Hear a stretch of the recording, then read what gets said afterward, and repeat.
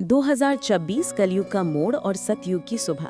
आज का युग, जिसे शास्त्रों ने कलयुग कहा है, वो तेजी से अपने निर्णायक मोड़ पर पहुंचता प्रतीत होता है। चारों ओर नैतिकता का पतन, रिश्तों का विघटन, पर्यावरण का संकट और असमानता का बढ़ना हम रोज देख रहे हैं। ठीक वैसे ही जैसे भागवत पुराण और विष्णु पुराण ने कलयुग के लक्षण बताए थे। किंतु कई ज्योतिषीय और पारंपरिक गणनाएं 2025-2026 को एक संक्रमण काल कहती हैं, जिसे संधिकालीन युगांत का पहला संकेत माना जाता है।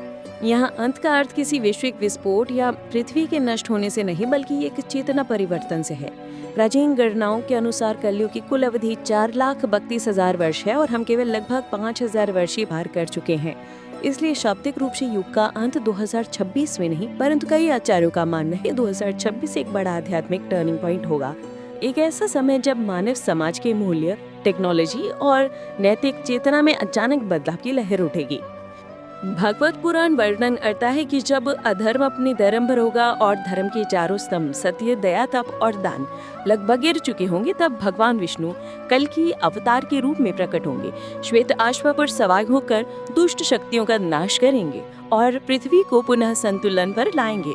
ये वर्णन केवल भविष्य की हिंसक घटना ही, बल्कि उस आध्यात्मिक ऊर्जा के प्रतीक है जो तब प्रकट होती है जब पूरी मानवता परिवर्तन के लिए तैयार हो जाती है।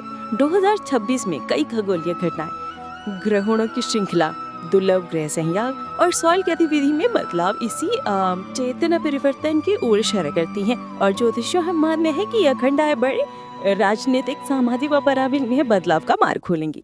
सत्यों का अवतरण कभी होता किसी स्वर में महल से नहीं, बल्कि हमारे हृदय से और समाज में होगा।